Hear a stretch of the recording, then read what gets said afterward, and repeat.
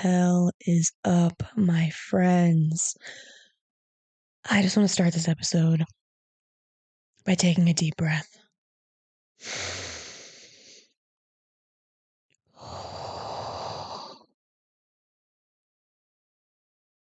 I feel like I've had the longest week of my entire life. Like, since the last time I've talked to you, I've moved across the country. I've started a new job. I've moved into a house with 9 other people. It's been a lot. It has been a lot. And that is why today I'm talking about a subject that is very, very near and dear to my experience. But before we get into all that, yes, I am recording with you. I am recording today again with my sexy, phone operator voice, because I did move into a house with 9 other people. It's currently 11:30 on the Pacific Coast, because I am officially a West Coast girly. And so I'm trying to keep my voice down because it's late, and I'm just trying to be a respectful roommate, trying to turn up while others turn down. So that being said, let's get into my gift of gratitude segment. I have no idea what I'm naming these segments. Every week might be different. I don't know. But this week, I think I finally figured out my perfect formula, how I want to format the show. And yes, I'm bringing you along on the ride because there's no movie magic here, okay? I am a person with a microphone sitting on a bed with a laptop on my lap recording this episode. This is my studio. Welcome. So we're going to call it the gift of gratitude, or for today. And I want to say that I am so grateful to be alive today. I'm even grateful for my exhaustion right now, because it is a sign that I lived today. I used my body. I tuckered myself out by walking probably 3 or 4 miles around the new campus that I'm working at. I'm so grateful for my mother, Sue. Shout out Sue, the real MVP, for driving me by herself. Didn't even let me drive, but driving me by herself literally from Texas to California. I drove 1 hour. I drove 1 hour the first day, the last hour of that stretch. And I love being a passenger princess. It's probably my favorite thing. I mean, I do drive a lot, but it's nice to just kind of kick it and take my naps like I like to do when I travel. I like to sleep on planes. I like to sleep in cars. And my mom gave me the gift of that, mostly because she has anxiety when I drive, but that's not the point. So if you haven't given yourself the gift of gratitude today, I want you to take a couple seconds, pause this podcast, and list out 3 things you're grateful for.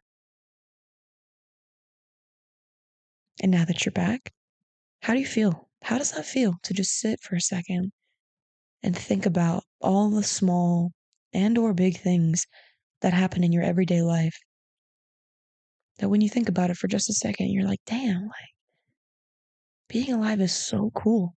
I'm incredibly happy to be here. That's what I took that breath in the beginning for, because I've been going through a lot, and honestly, this trip and getting here has brought up a lot of the grief that I've been dealing with over the last couple months. Like, the grief doesn't just go away because you're busy, right? It might sustain for a second, but it doesn't go away. So anyway, a lot of that's come up for me recently as I'm settling back into my new life, and I just gotta take a second to be grateful for the things that I'm grateful for. I'm grateful for my grief. I'm grateful that I even have the awareness of what's happening in my body and in my mind, right? So lots to be grateful for. And in the spirit of gratitude, I found this meditation on gratitude by Jack Cornfield, according to his Wikipedia page, which, you know, whatever, it's on the internet, must be true. He's a trained Buddhist monk who has been teaching mindfulness meditations worldwide since 1974. And I don't really know who this Jack Cornfield guy is, but I saw this meditation on Instagram, this gratitude meditation, and I screenshotted it. And when I was looking through my screenshots, I found it, and I was like, "Oh my God, this is perfect for this episode, for this gift of gratitude segment." And I'm going to read it to you. So, if you feel comfortable, if you are in a place to receive this with your eyes closed, just take a second to get comfortable. If you feel comfortable, close your eyes. I'm going to read this to you. And if you feel called, repeat it back to yourself, or just listen and let it wash over you. And it goes like this. With gratitude, I remember the people, animals, plants, and insects, all whose exertion blesses my life every day. With gratitude, I remember the care and labor of generations of ancestors who came before me. I offer my gratitude for the blessings of this earth I have been given. I offer my gratitude for the measure of health I have been given.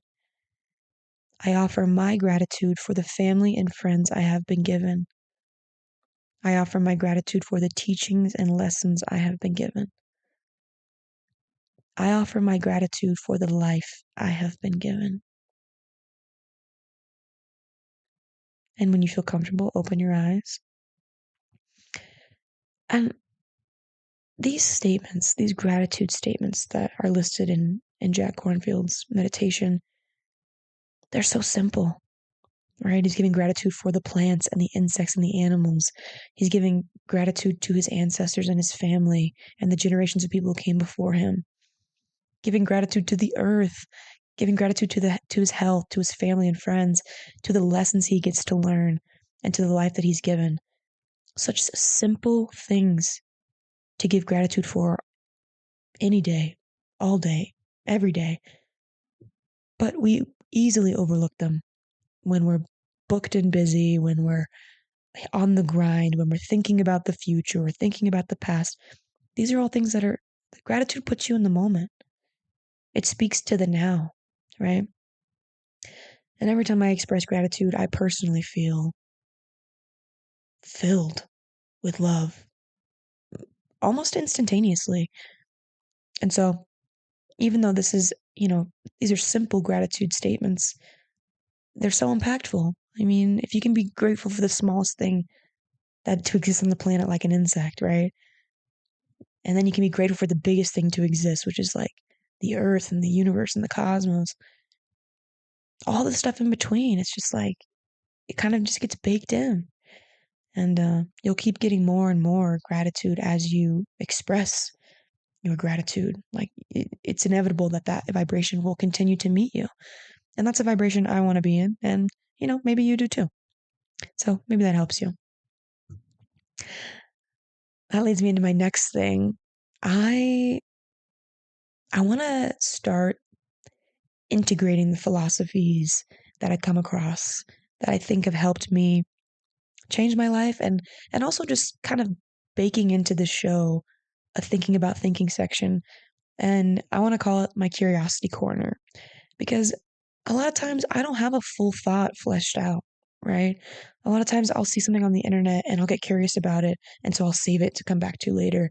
And that's exactly what I did this week. Is I found this quote. It's of Alan Watts' Instagram quote page, basically. And this page posted this quote by Alan Watts, who, according to his Wikipedia page, he was an English writer, speaker, and a self-styled quote-unquote philosophical entertainer, which I kind of am in love with that phrase, philosophical entertainer, because I feel like that's me. Like, am I a philosopher? No, but do I like to entertain with philosophies? Absolutely. So anyway, he was Alan Watts was also like very heavily influenced by Carl Jung, which I spoke about on the Philosophy of Perfection episode, and several other philosophers and gurus whose names I don't know how to pronounce, but I will. But just trust me, they're linked. I have written them out in my show notes. So anyway, the quote goes like this. It says, "The meaning of life is just to be alive. It is so plain and so obvious and so simple. And yet, everybody rushes around in a great panic as if it were necessary to achieve something beyond themselves." I'm going to read that one more time. The meaning of life is just to be alive. It is so plain and so obvious and so simple. And yet, everybody rushes around in a great panic as if it were necessary to achieve something beyond themselves. Now, I'm obsessed with this quote because if you've ever had a conversation with me about life and what I think it's about, this is literally it. I think the only thing we're here to do is to be. That's it. Everything else is extra. And I love this quote because it's just so, it is that simple. The meaning of life is to be alive. Nothing more, nothing less. And I want you that just to kind of simmer on your brain. Like, how does that feel for you? The meaning of life is just to be alive. Like, what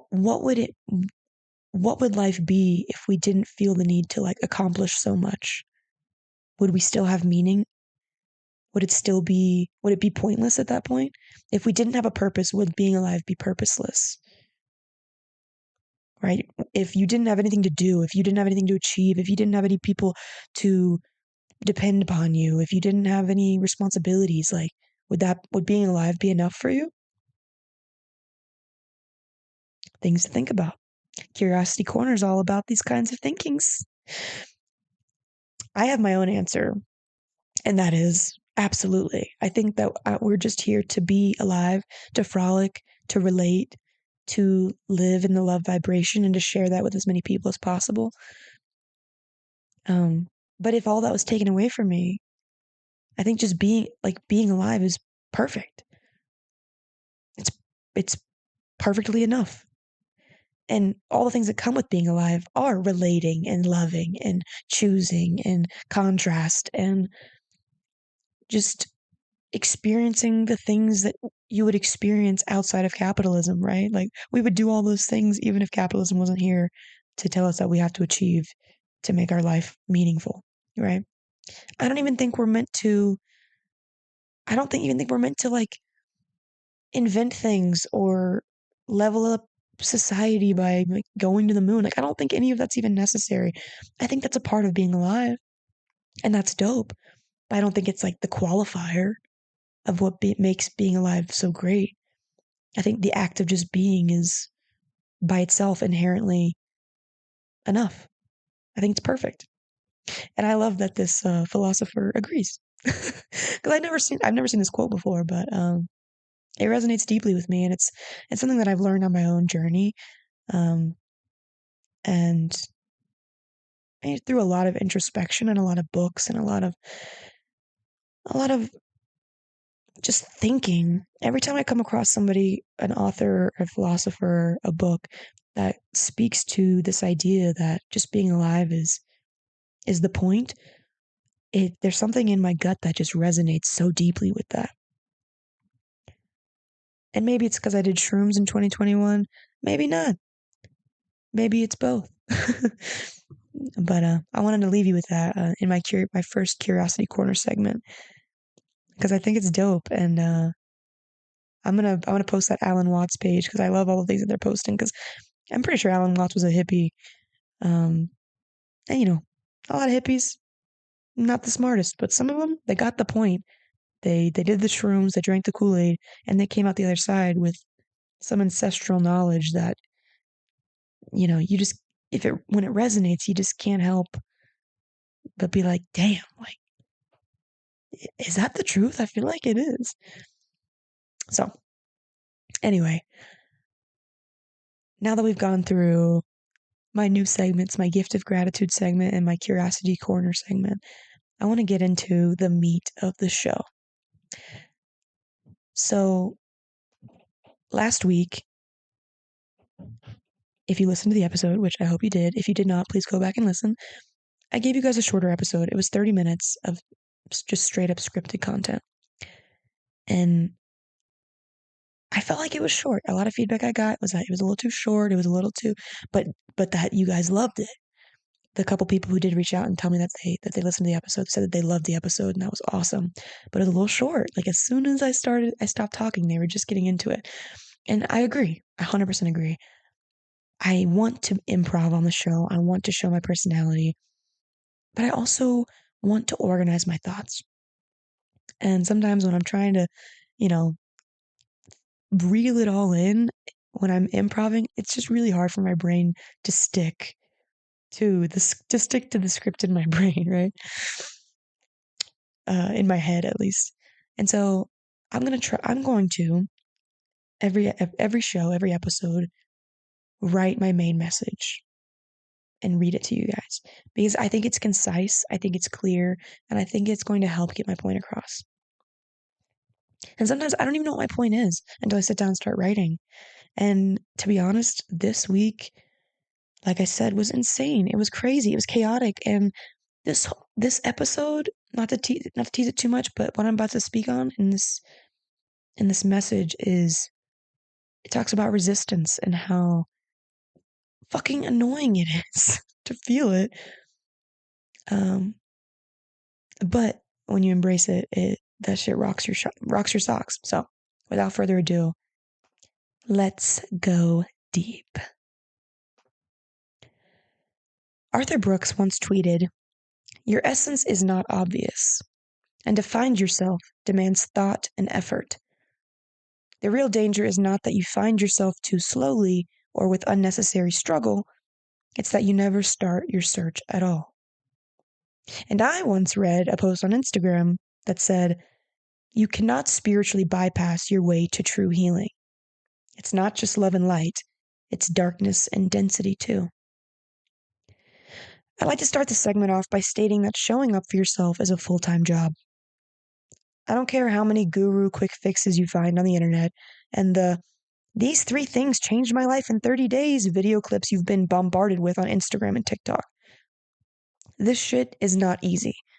And by shit, I mean the act of continuing to show up for yourself day in and day out, no matter how your skin suit feels, to create an abundantly radiant life that aligns with your soul's deepest desire for love, connection, peace, and happiness.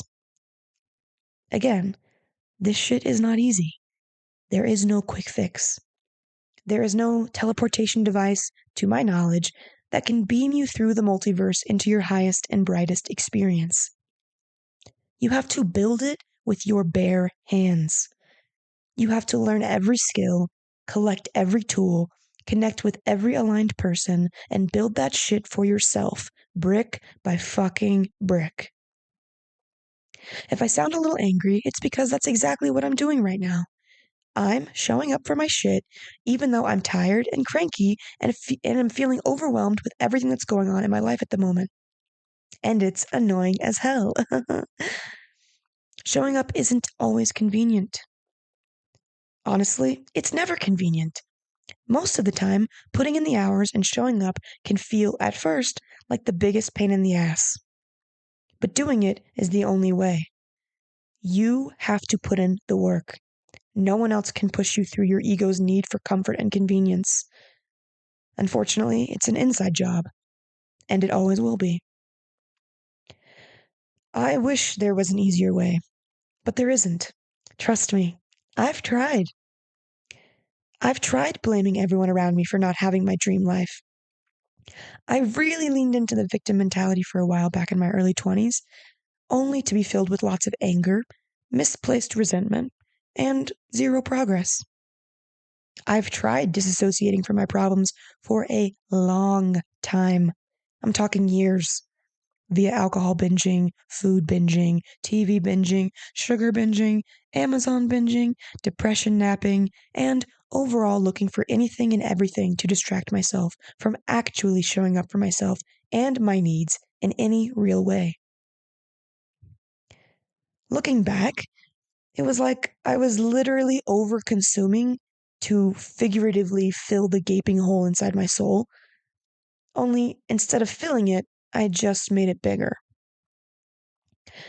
And it should come as no surprise that none of those habits led me closer to where I wanted to be.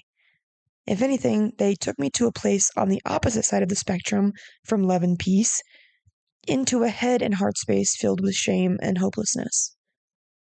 A space I now recognize as a total nervous system shutdown. A sort of freeze state where I became numb to everything and everyone around me. Only really showing up in the world as a shell of myself.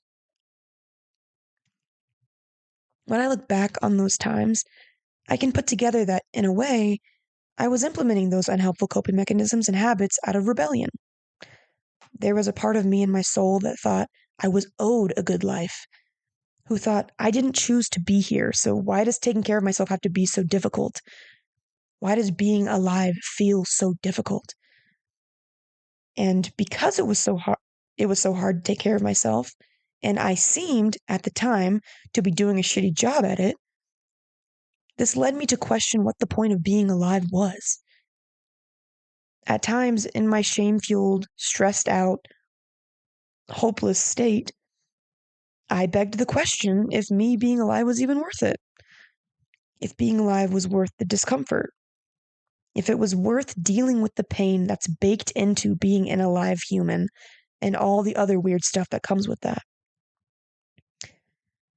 What's interesting to me when I look back on being in a depressive, hopeless, and ashamed state in general is that it seems that we're only feeling those things because deep down there's a part of us that has higher standards.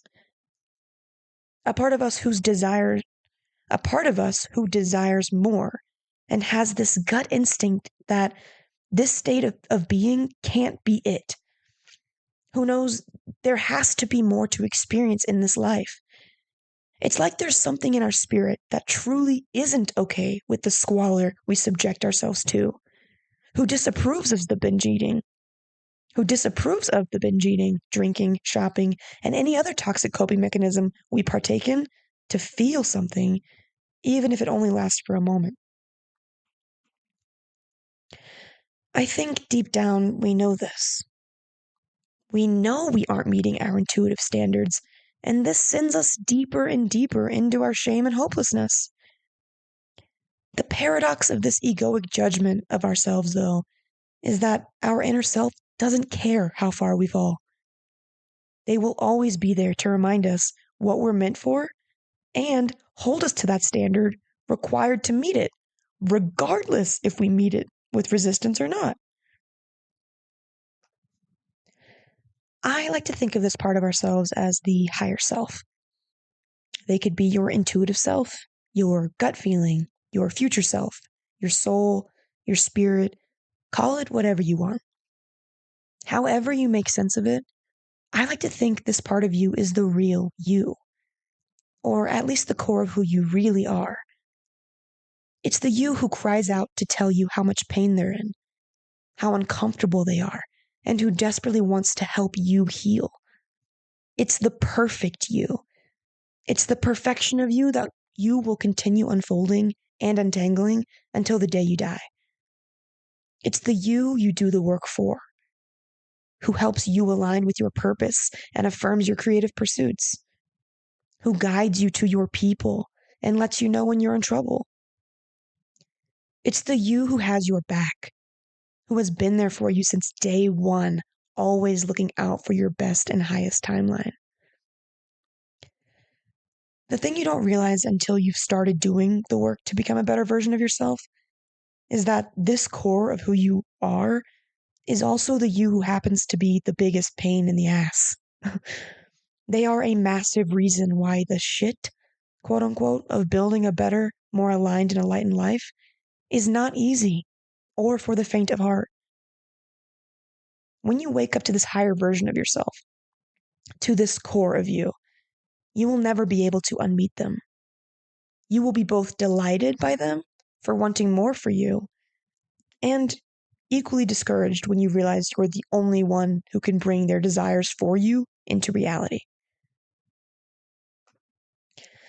When you go from being in a state of denial, depression, and disassociation for months, years, or even decades, doing everything you can to numb out the pain of existing, to coming into an awareness of yourself as a person worth fighting for, a person worth more effort, empathy, compassion, respect, and love, than the scraps of shit you've been giving them, a lot of feelings might rush to the surface of your consciousness.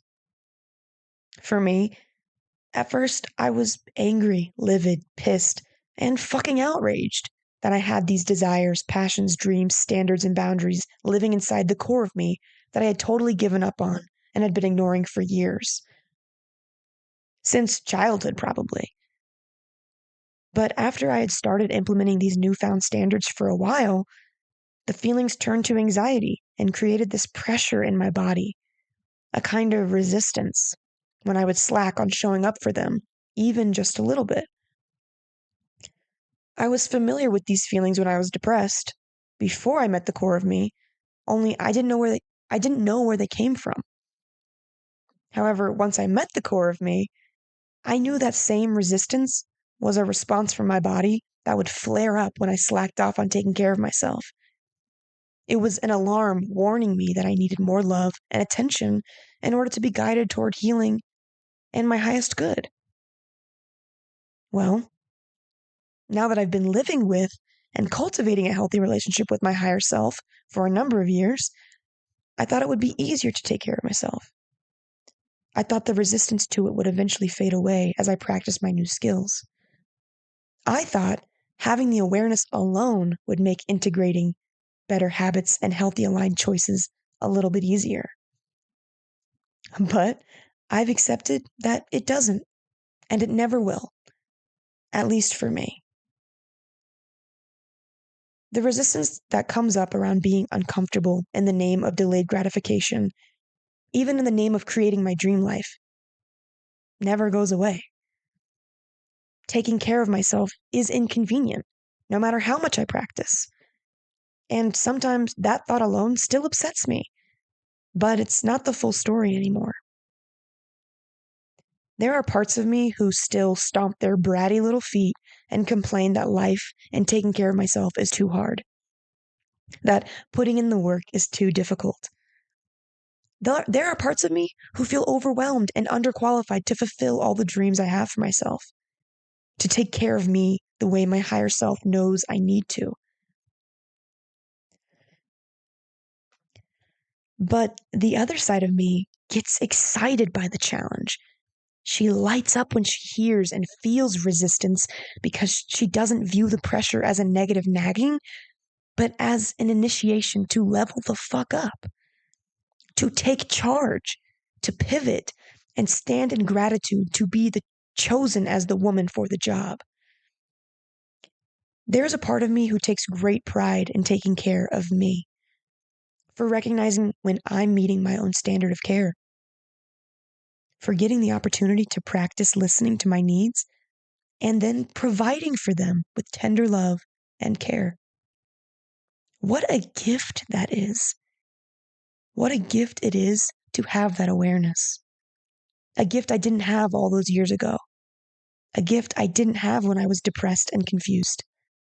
A gift that now grants me clarity and connection to myself, my core self. I cannot express how beautiful it is to be able to slowly meet myself in my dream life a little more every day because of this awareness.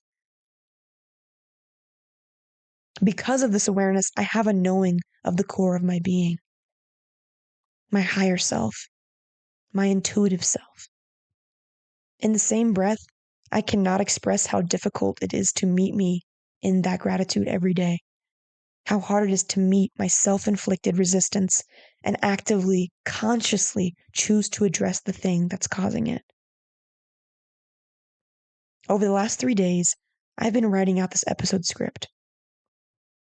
And over those last 3 days, I spent a combined 5 hours on my phone scrolling, attempting to avoid having to show up for this podcast. Not because I didn't want to, but because the resistance my higher self had to the scrolling overwhelmed me so much that I kept allowing myself to shut down. And that shutdown then led to, you guessed it, more scrolling. This happened 3 days in a row because I was stuck in an old, numbed out space, knowing the only way to fix it was to show up for my creativity, to show up for the standards me and my higher self had already set. What's wild about the dramatics in my procrastination saga in writing this episode is that as soon as I sat down to write each night, the words I needed just flowed out of me. And the best part? The pressure was immediately released. The resistance, you ask? Nowhere to be found. And that's because I met myself in alignment.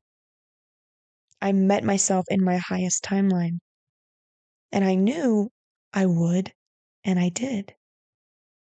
As soon as I listened to the core of me and chose to follow its guidance, I instantly jumped into love, self-respect, and creative vibrations.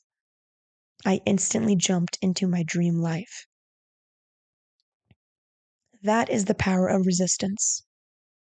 1 second, it can debilitate you, and in the next, it's the most empowering force you've ever encountered. In one direction, you abandon yourself, and in the other, you walk in your highest truth. Just because something is helpful for your journey doesn't mean it'll be easy to obtain. And at the same time, something as simple as a change in perception can make the experience more difficult or more easeful. I single-handedly made the experience of producing this episode more difficult by letting my egoic desire for mind-numbing entertainment and comfort outweigh my desire for creative expression. But you know what's great about it? I have more awareness about myself now. I learned that because I'm new to showing up for myself in this way, I'm not that great at it yet, and there's always room for improvement. Can I promise that I'll never get in my own way again? No. Can I promise to be a master at a skill I'm still learning? No. Can I promise to have compassion for myself when I don't meet my standards, learn from my experience, and carry it into my choices moving forward? Absolutely. To sum up what I'm trying to say, I leave you with this quote by Stephen Pressfield. The more important a call to action is to your soul's evolution, the more resistance we will feel about answering it. But to yield to resistance deforms our spirit. It stunts us and makes us less than we are and were born to be. I hope this helped you in some way. I hope this message about resistance and hearing its call and replying with action to align with your highest, brightest timeline, I hope that resonates. I hope that helps you. Right, getting this episode together has been such a test for me in showing up for myself because I said I was going to do it, and I've had so many reasons not to. I'm tired. I'm cranky. I moved across the country. There's a lot of change going on. I mean, literally 1 month ago, I was fired from a job in a community that I felt really connected to. I no longer feel connected to it that much anymore. That's a big deal. Me and my partner broke up a couple months ago. That's a big deal. But guess what? All those things are true. But so is my desire and my need to show up for myself. And that trumps all of that. Showing up for myself trumps all the reasons why I shouldn't. And if anything, now's the time I need to show up for myself even more, to double down on my creative expression. I think a big part of this experience for me in producing this podcast is that every time I do it, I feel better. Every time I journal, I feel better. And it's a delayed gratification, but it is 15 million times sweeter than the instant gratification of getting the dopamine hit of watching a funny dog video. Still enjoy that. I still do. I really do. I love just bumming around and scrolling on my phone. But to be honest, it's not as fun when I know there's something else that's more important to me that needs to be done. So I encourage you to embrace the paradox of resistance, to not see it as your enemy, but to see it as your greatest companion on your journey. Because it is. You know, we don't experience depression for no reason. We don't experience hopelessness for no reason. It's if we were okay with all the negative experiences that we kind of allow ourselves to fall into, we wouldn't have any resistance. We would just be totally cool with that being our life. Like, we wouldn't be so uncomfortable in relationships that aren't necessarily helpful for us if they met our standard, right? The only reason why you're uncomfortable in the first place is because the standard's not being met. The reason why you're uncomfortable with that job is because there's a standard that's not being met, right? Otherwise, you'd be fine with dysfunction. You'd be fine in squalor. You'd be fine in hopelessness if that met your standard. But if we're being honest, it doesn't. Because I believe that every human being is made of love. They are just love personified. And if you're experiencing not love, then we just still have some more work to do, right? It's just, we got to take a couple more steps. We got to listen to that inner core of us, because the core of us is love.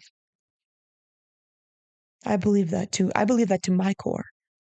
And we're spending our whole life undoing the shit that's blocking us from that love. And a piece of that puzzle is leaning into the resistance and listening to that core and taking baby steps, the next right step to aligning with your dream life, with your highest vibration, with your highest timeline. And that's where I'll leave you for episode 5. Thank you guys so much for listening.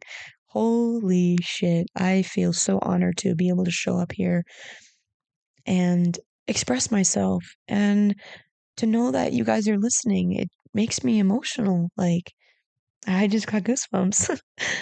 Maybe it's because I'm tired. Maybe it's because I'm about to start my period. But maybe it's just because I'm a human being with a heart full of fucking gratitude.